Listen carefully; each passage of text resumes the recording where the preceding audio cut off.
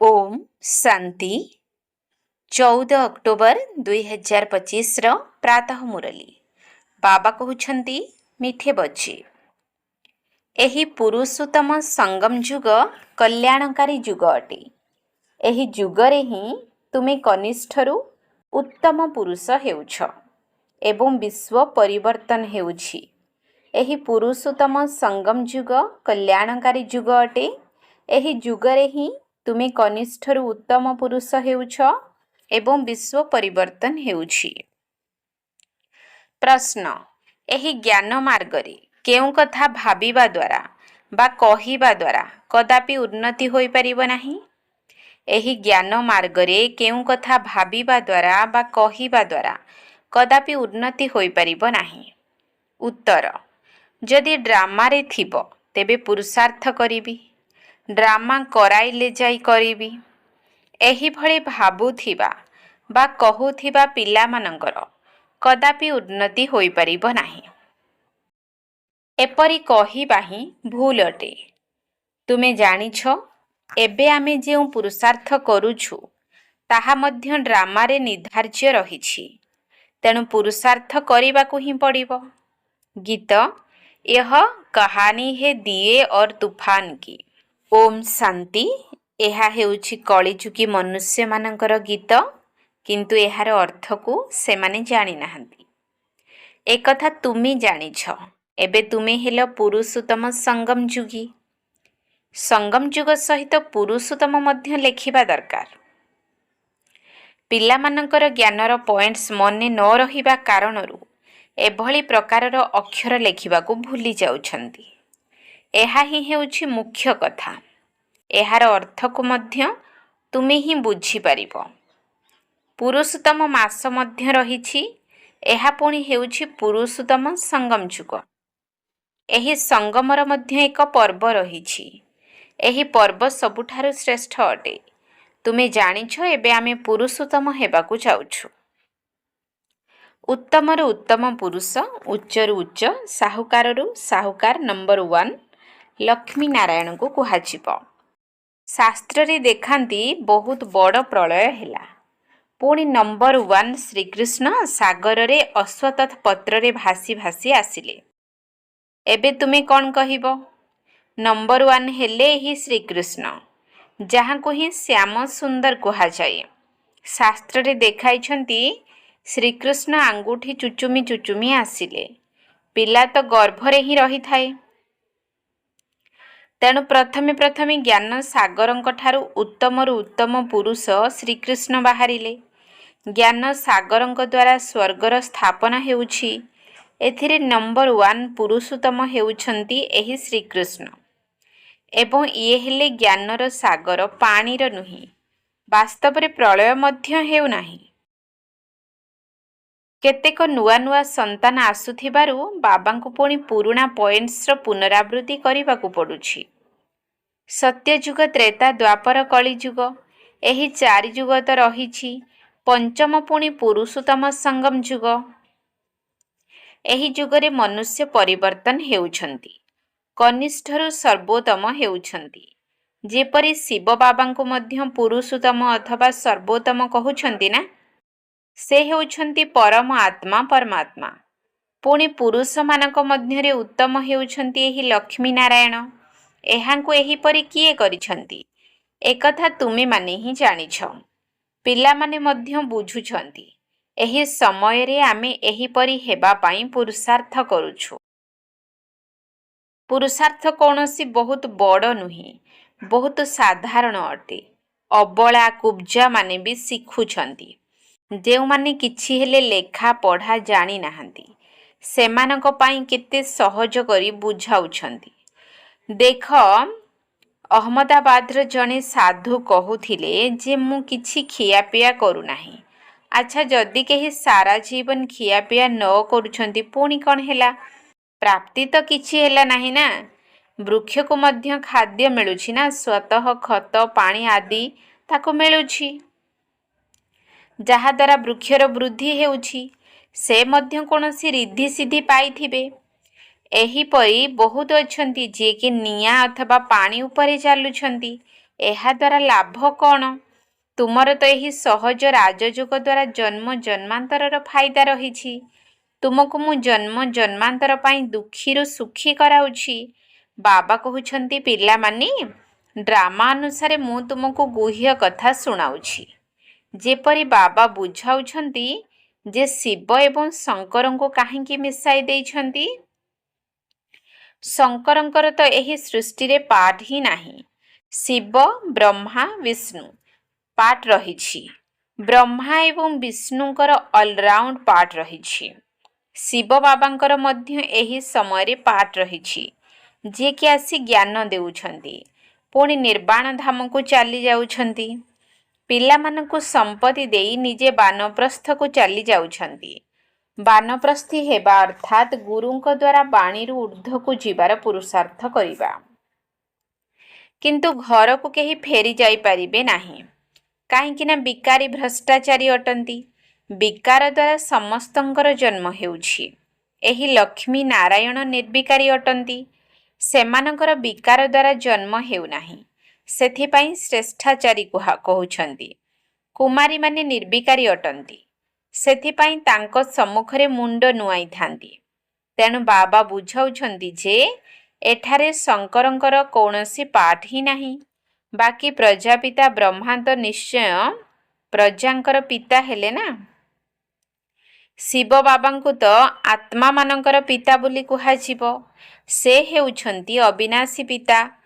ଏହି ଗୁହ୍ୟ କଥାକୁ ଭଲ ଭାବରେ ଧାରଣ କରିବାକୁ ହେବ। ବଡ଼ ବଡ଼ ଫିଲୋସଫର ମାନଙ୍କୁ ବହୁତ ଉପାଧି ମିଳିଥାଏ। ଶ୍ରୀ ଶ୍ରୀ 108ର ଉପାଧି ମଧ୍ୟ ବିଦ୍ୱାନମାନଙ୍କୁ ମିଳିଥାଏ। ବନାରସ କଲେଜରୁ ପାସ୍ କରି ଉପାଧି ନେଇ ଆସୁଛନ୍ତି। ବାବା ସେଥିପାଇଁ ଗୁପ୍ତାଜୀଙ୍କୁ ବନାରସ ପଠାଇଥିଲେ ଯେ ସେମାନଙ୍କୁ ଯାଇ ବୁଝାଅ କି ବାବାଙ୍କର ଉପାଧିକୁ ମଧ୍ୟ ନିଜ ଉପରେ ରଖି ବସିଛୁ। ବାବାଙ୍କୁ ଶ୍ରୀ ଶ୍ରୀ 108 ଜଗତଗୁରୁ କୁହାଯାଉଛି। ମାଳା ହିଁ 108ର ହୋଇଥାଏ। 8 ରତ୍ନର ମଧ୍ୟ ଗାୟନ ରହିଛି। ସେମାନେ ସମ୍ମାନର ସହିତ ପାସ୍ କରୁଛନ୍ତି। ସେଥିପାଇଁ ଭକ୍ତମାନେ ତାଙ୍କର ଜପ କରୁଛନ୍ତି। ପୁଣି ତାଙ୍କଠାରୁ କମ୍ 108ର ପୂଜା କରୁଛନ୍ତି। ଯଜ୍ଞ ରଚନା କଲେ କେହି 1000, କେହି 10,000, 50,000, ଲକ୍ଷେ ଶାଳଗ୍ରାମ ମଧ୍ୟ ତିଆରି କରିଥାନ୍ତି। ମାଟିରେ ତିଆରି କରି ପୁଣି ଯଜ୍ଞ ରଚନା କରିଥାନ୍ତି। ଯେତେ ଭଲରୁ ଭଲ, ବଡ଼ରୁ ବଡ଼ ସେଟ୍ ହୋଇଥିଲେ ଲକ୍ଷେ ତିଆରି କରିବେ। ବାବା ବୁଝାଇଛନ୍ତି ଯେ ମାଳା ତ ବଡ଼ ଅଟେ ନା, 16,108 ମାଳା ତିଆରି କରୁଛନ୍ତି। ଏକଥା ତୁମମାନଙ୍କୁ ବାବା ବସି ବୁଝାଉଛନ୍ତି। ତୁମେମାନେ ସମସ୍ତେ ବାବାଙ୍କ ସହିତ ଭାରତର ସେବା କରୁଛ। ବାବାଙ୍କର ପୂଜା ହେଉଛି, ତେଣୁ ପିଲାମାନଙ୍କର ମଧ୍ୟ ପୂଜା ହେବା ଦରକାର। ଏକଥା ଜାଣିନାହାନ୍ତି ଯେ ରୁଦ୍ର ପୂଜା କାହିଁକି ହେଉଛି। ସମସ୍ତେ ତ ଶିବ ବାବାଙ୍କର ସନ୍ତାନ ଅଟନ୍ତି। ଏହି ସମୟରେ ସୃଷ୍ଟିର ଜନସଂଖ୍ୟା କେତେ ରହିଛି? ଏଠାରେ ଥିବା ସମସ୍ତ ଆତ୍ମା ଶିବ ବାବାଙ୍କର ସନ୍ତାନ ଅଟନ୍ତି ନା। କିନ୍ତୁ ସମସ୍ତେ ସହଯୋଗୀ ହେଉନାହାନ୍ତି। ବର୍ତ୍ତମାନ ତୁମେ ଯେତେ ଯୋଗ କରିବ ସେତେ ଶ୍ରେଷ୍ଠ ହେବ। ତୁମେ ପୂଜା ଯୋଗ୍ୟ ହେଉଛ। ଏପରି ଆଉ କାହାର ଶକ୍ତି ନାହିଁ ଯିଏକି ଏହି କଥା ବୁଝାଇବେ। ସେଥିପାଇଁ କହିଦେଉଛନ୍ତି, ଈଶ୍ୱରଙ୍କର ଅନ୍ତ କେହି ହେଲେ ଜାଣିନାହାନ୍ତି। ବାବା ହିଁ ଆସି ବୁଝାଉଛନ୍ତି। ବାବାଙ୍କୁ ଜ୍ଞାନର ସାଗର କୁହାଯାଉଛି। ତେବେ ନିଶ୍ଚୟ ସେ ଜ୍ଞାନ ଦେଉଥିବେ ନା। ପ୍ରେରଣାର କଥା ତ ନାହିଁ। ଭଗବାନ କୌଣସି ପ୍ରେରଣା ଦ୍ୱାରା ବୁଝାଉଛନ୍ତି କି? ତୁମେ ଜାଣିଛ, ତାଙ୍କ ପାଖରେ ସୃଷ୍ଟିର ଆଦି ମଧ୍ୟ ଅନ୍ତର ଜ୍ଞାନ ରହିଛି। ସେହି ଜ୍ଞାନ ସେ ତୁମମାନଙ୍କୁ ଶୁଣାଉଛନ୍ତି। ଏହି ନିଶ୍ଚୟ ତ ରହିଛି। ନିଶ୍ଚୟ ଥାଇ ମଧ୍ୟ ବାବାଙ୍କୁ ଭୁଲି ଯାଉଛନ୍ତି। ବାବାଙ୍କର ସ୍ମୃତି ହିଁ ହେଉଛି ଏହି ପାଠ ପଢ଼ାର ସାରାଂଶ।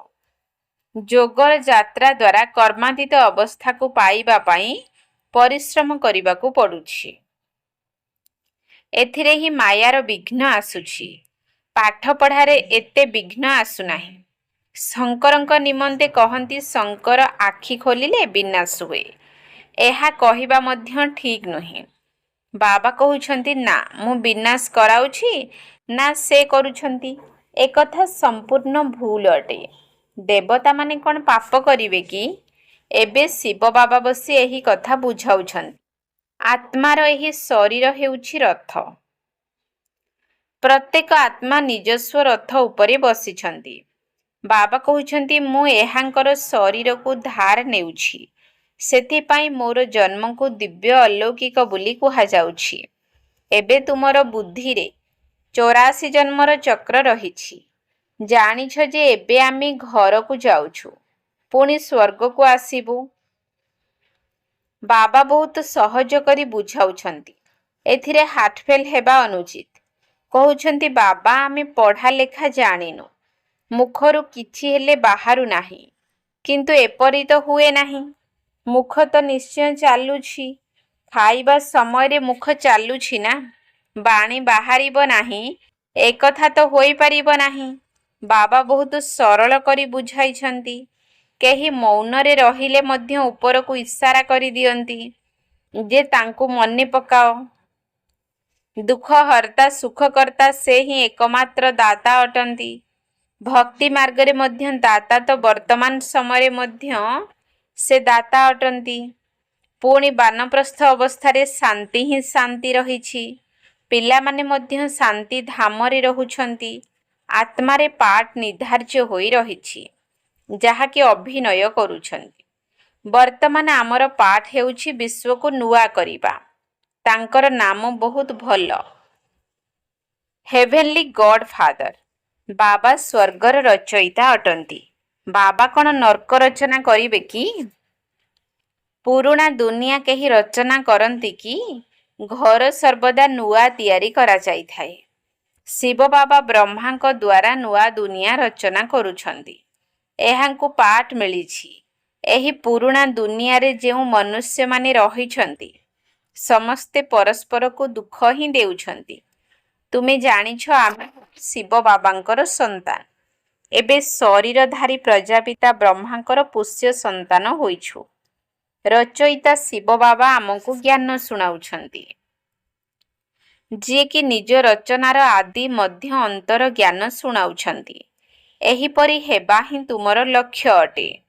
ମନୁଷ୍ୟମାନଙ୍କୁ ଦେଖ କେତେ ଖର୍ଚ୍ଚ କରି ମାର୍ବଲର ମୂର୍ତ୍ତି ତିଆରି କରୁଛନ୍ତି। ଏହା ହେଉଛି ଈଶ୍ୱରୀୟ ବିଶ୍ୱବିଦ୍ୟାଳୟ, ୱାର୍ଲଡ ୟୁନିଭର୍ସିଟି, ଯାହା ମାଧ୍ୟମରେ ସାରା ୟୁନିଭର୍ସକୁ ପରିବର୍ତ୍ତନ କରାଯାଉଛି। ସେମାନଙ୍କର ସବୁ ଆସୁରୀ ଚରିତ୍ର ରହିଛି।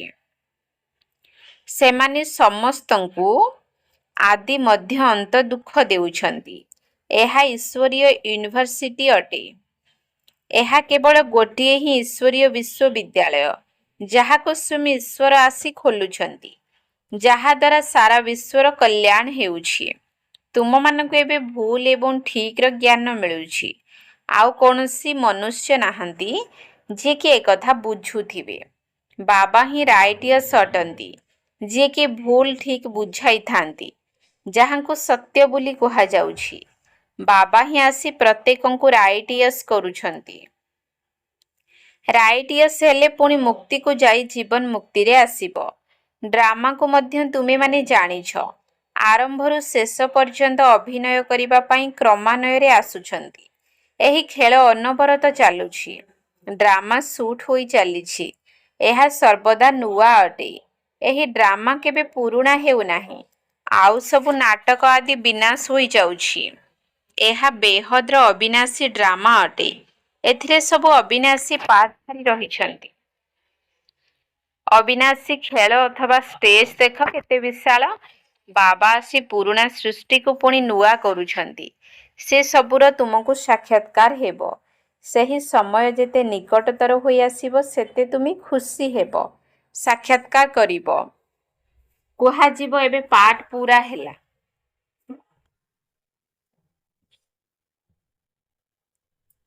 କୁହାଯିବ ଏବେ ପାଠ ପୁରା ହେଲା। ଡ୍ରାମାର ପୁଣି ପୁନରାବୃତ୍ତି ହେବ। ପୁଣି ନୂଆ କରି ଅଭିନୟ କରିବ, ଯାହା କଳ୍ପ ପୂର୍ବରୁ କରିଥିଲ। ଏଥିରେ ଟିକିଏ ହେଲେ ଫରକ ହୋଇପାରିବ ନାହିଁ। ସେଥିପାଇଁ ଯେତେ ଦୂର ସମ୍ଭବ ତୁମେ ସନ୍ତାନମାନଙ୍କୁ ଉଚ୍ଚ ପଦ ପାଇବା ଦରକାର। ସେଥିପାଇଁ ବହୁତ ପୁରୁଷାର୍ଥ କରିବାକୁ ହେବ। ଏଥିରେ ଝାଉଁଳି ପଡ଼ିବା ଉଚିତ ନୁହେଁ। ଡ୍ରାମା ଯାହା କରାଇବାର ଥିବ ତାହା କରାଇବ, ଏକଥା କହିବା ମଧ୍ୟ ଭୁଲ ଅଟେ। ଆମକୁ ତ ପୁରୁଷାର୍ଥ କରିବାକୁ ହିଁ ପଡ଼ିବ। ଆଚ୍ଛା, ମିଠା ମିଠା ଶିକିଲଧେ ସନ୍ତାନମାନଙ୍କ ପ୍ରତି ମାତା ପିତା ବାପ ଦାଦାଙ୍କର ମଧୁର ସ୍ନେହ ସମ୍ପନ୍ନ ଶୁଭେଚ୍ଛା ଏବଂ ସୁପ୍ରଭାତ। ଆତ୍ମିକ ପିତାଙ୍କର ଆତ୍ମିକ ସନ୍ତାନମାନଙ୍କୁ ନମସ୍ତେ। ଆତ୍ମିକ ସନ୍ତାନମାନଙ୍କର ଆତ୍ମିକ ବାପ ଦାଦାଙ୍କୁ ନମସ୍ତେ ନମସ୍ତେ ନମସ୍ତେ। ସୁପ୍ରଭାତ। ଧାରଣା ପାଇଁ ମୁଖ୍ୟ ସାର। 1 ନମ୍ବର ପଏଣ୍ଟ, ପାଠପଢ଼ାର ସାରାଂଶକୁ ବୁଦ୍ଧିରେ ରଖି ଯୋଗର ଯାତ୍ରା ଦ୍ୱାରା କର୍ମାତୀତ ଅବସ୍ଥାକୁ ପ୍ରାପ୍ତ କରିବାକୁ ହେବ। ଉଚ୍ଚ ବା ପୂଜନୀୟ ହେବା ପାଇଁ ବାବାଙ୍କର ପୁରା ସହଯୋଗୀ ହେବାକୁ ପଡ଼ିବ। ପାଠପଢ଼ାର ସାରାଂଶକୁ ବୁଦ୍ଧିରେ ରଖି ଯୋଗର ଯାତ୍ରା ଦ୍ୱାରା କର୍ମାତୀତ ଅବସ୍ଥାକୁ ପ୍ରାପ୍ତ କରିବାକୁ ହେବ। ଉଚ୍ଚ ବା ପୂଜନୀୟ ହେବା ପାଇଁ ବାବାଙ୍କର ପୁରା ସହଯୋଗୀ ହେବାକୁ ପଡ଼ିବ। 2 ନମ୍ବର ପଏଣ୍ଟ, ସତ୍ୟ ପିତାଙ୍କ ଦ୍ୱାରା ଭୁଲ ଠିକର ଯେଉଁ ଜ୍ଞାନ ମିଳିଛି ତାହା ଦ୍ୱାରା ନ୍ୟାୟସଙ୍ଗତ କର୍ମ କରି ଜୀବନ ବନ୍ଧନରୁ ମୁକ୍ତ ହେବାକୁ ପଡ଼ିବ। ମୁକ୍ତି ଏବଂ ଜୀବନ ମୁକ୍ତିର ସମ୍ପତ୍ତି ନେବାକୁ ହେବ। ସତ୍ୟ ପିତାଙ୍କ ଦ୍ୱାରା ଭୁଲ ଠିକର ଯେଉଁ ଜ୍ଞାନ ମିଳିଛି ତାହା ଦ୍ୱାରା ନ୍ୟାୟସଙ୍ଗତ କର୍ମ କରି ଜୀବନ ବନ୍ଧନରୁ ମୁକ୍ତ ହେବାକୁ ପଡ଼ିବ। ମୁକ୍ତି ଏବଂ ଜୀବନ ମୁକ୍ତିର ସମ୍ପତ୍ତି ନେବାକୁ ହେବ। ବରଦାନ, ପରସ୍ପର ଭିତରେ ସ୍ନେହର ଆଦାନ ପ୍ରଦାନ ଦ୍ୱାରା ସମସ୍ତଙ୍କୁ ସହଯୋଗୀ କରାଉଥିବା ସଫଳତା ମୂରତ ଭବ। ପରସ୍ପର ଭିତରେ ସ୍ନେହର ଆଦାନ ପ୍ରଦାନ ଦ୍ୱାରା ସମସ୍ତଙ୍କୁ ସହଯୋଗୀ କରାଉଥିବା ସଫଳତା ମୂରତ ଭବ। ଏବେ ଜ୍ଞାନର ଆଦାନ ପ୍ରଦାନ କରିବାର ସମୟ ବିତିଗଲାଣି। ଏବେ ସ୍ନେହର ଆଦାନ ପ୍ରଦାନ କର। ଯିଏ ବି ତୁମ ସମ୍ମୁଖକୁ ଆସୁଛି ବା ସମ୍ବନ୍ଧରେ ଆସୁଛି ତାକୁ ସ୍ନେହ ଦିଅ ଏବଂ ନିଅ। ଏହାକୁ ହିଁ କୁହାଯାଏ ସମସ୍ତଙ୍କର ସ୍ନେହୀ ବା ପ୍ରିୟ ହେବା। ଜ୍ଞାନର ଦାନ ଅଜ୍ଞାନୀ ଆତ୍ମାମାନଙ୍କୁ କର, କିନ୍ତୁ ବ୍ରାହ୍ମଣ ପରିବାରରେ ଏହି ଦାନର ମହାଦାନୀ ହୁଅ। ସଂକଳ୍ପରେ ମଧ୍ୟ କାହା ପ୍ରତି ସ୍ନେହ ବ୍ୟତୀତ ଅନ୍ୟ କିଛି ବି ସଂକଳ୍ପ ଉତ୍ପନ୍ନ ନ ହେଉ। ଯେତେବେଳେ ସମସ୍ତଙ୍କ ପ୍ରତି ସ୍ନେହ ଆସିଯିବ ତେବେ ସ୍ନେହର ପ୍ରତିଦାନ ହେଲା ସହଯୋଗ ଏବଂ ସହଯୋଗର ଫଳସ୍ୱରୂପ ସଫଳତା ପ୍ରାପ୍ତ ହୋଇଥାଏ। ସ୍ଲୋଗାନ, ଗୋଟିଏ ସେକେଣ୍ଡରେ ବ୍ୟର୍ଥ ସଂକଳ୍ପରେ ଫୁଲଷ୍ଟପ୍ ଲଗାଇ ଦିଅ। ଏହା ହିଁ ହେଉଛି ତୀବ୍ର ପୁରୁଷାର୍ଥ। ଗୋଟିଏ ସେକେଣ୍ଡରେ ବ୍ୟର୍ଥ ସଂକଳ୍ପରେ ଫୁଲଷ୍ଟପ୍ ଲଗାଇ ଦିଅ। ଏହା ହିଁ ହେଉଛି ତୀବ୍ର ପୁରୁଷାର୍ଥ। ଅବ୍ୟକ୍ତ ଇଶାରା, ନିଜ ପ୍ରତି ଏବଂ ସମସ୍ତଙ୍କ ପ୍ରତି ନିଜର ସଂକଳ୍ପ ଦ୍ୱାରା ଯୋଗର ଶକ୍ତିଗୁଡ଼ିକୁ ପ୍ରୟୋଗ କର। ଯୋଗର ମାନସିକ ସେବା ଅବିନାଶୀ ସେବା ଅଟେ। ଯେତେ ଯେତେ ତୁମେ ସଂକଳ୍ପ ଦ୍ୱାରା ବାଣୀ ଦ୍ୱାରା ନିଜେ ସାମ୍ପୁଲ ହେବ, ତେବେ ସାମ୍ପୁଲକୁ ଦେଖି ସମସ୍ତେ ସ୍ୱତଃ ହିଁ ଆକର୍ଷିତ ହେବେ। ଏଥିପାଇଁ କେବଳ ଦୃଢ଼ ସଂକଳ୍ପ ରଖ, ତାହେଲେ ସହଜରେ ସେବା ହୋଇଚାଲିବ। ଯଦି ବାଣୀ ଦ୍ୱାରା ସେବା କରିବା ପାଇଁ ସମୟ ନାହିଁ, ତେବେ ବୃତ୍ତି ଦ୍ୱାରା ବା ମାନସିକ ସେବା ଦ୍ୱାରା ପରିବର୍ତ୍ତନ କରିବା ପାଇଁ ସମୟ ତ ଅଛି ନା। ଏବେ ସେବା ବ୍ୟତୀତ ଅନ୍ୟ କେଉଁଥିରେ ବି ସମୟ ନଷ୍ଟ କରିବାର ନାହିଁ। ତେଣୁ ନିରନ୍ତର ଯୋଗୀ, ନିରନ୍ତର ସେବାଧାରୀ ହୁଅ। ଯଦି ମାନସିକ ସେବା ବା ସଂକଳ୍ପ ଦ୍ୱାରା ସେବା କରିବା ଜଣା ନାହିଁ, ତେବେ ନିଜର ସମ୍ପର୍କ ଦ୍ୱାରା, ନିଜର ଚାଲିଚଳନ ଦ୍ୱାରା ମଧ୍ୟ ସେବା କରିପାରିବ। ମାତେଶ୍ୱରୀଙ୍କର ଅମୂଲ୍ୟ ମହାବାକ୍ୟ, ମୁକ୍ତି ଏବଂ ମୁଖ୍ୟ। ଆଜିକାଲି ମନୁଷ୍ୟ ମୁକ୍ତିକୁ ହିଁ ମୁଖ୍ୟ ବୋଲି କହୁଛନ୍ତି। ସେମାନେ ଭାବୁଛନ୍ତି ଯେଉଁମାନେ ମୁକ୍ତିକୁ ପ୍ରାପ୍ତ କରୁଛନ୍ତି ସେମାନେ ଜନ୍ମ ମରଣରୁ ମୁକ୍ତି ପାଇଯାଉଛନ୍ତି। ସେମାନେ ତ ଜନ୍ମ ମରଣରେ ନ ଆସିବାକୁ ହିଁ ଉଚ୍ଚ ପଦ ବୋଲି ଭାବୁଛନ୍ତି। ତାହାକୁ ପ୍ରାରବ୍ଧ ବୋଲି ମାନୁଛନ୍ତି। ଜୀବନ ମୁକ୍ତି ବୋଲି ତାଙ୍କୁ କହୁଛନ୍ତି। ଯେଉଁମାନେ ଜୀବନରେ ଥାଇ ଭଲ କର୍ମ କରୁଛନ୍ତି, ଯେପରିକି ଧର୍ମାତ୍ମା ମନୁଷ୍ୟ, ସେମାନଙ୍କର ଜୀବନ ମୁକ୍ତ ଅବସ୍ଥା ବୋଲି ଭାବୁଛନ୍ତି। ବାକି କର୍ମ ବନ୍ଧନରୁ ମୁକ୍ତ ହୋଇଯିବା, ଏହାର ଅର୍ଥକୁ ତ କୋଟିକରୁ କେହି ଜଣେ ଜଣେ ହିଁ ବୁଝିପାରନ୍ତି। ତେବେ ଏହା ହେଉଛି ସେମାନଙ୍କର ନିଜସ୍ୱ ମତ।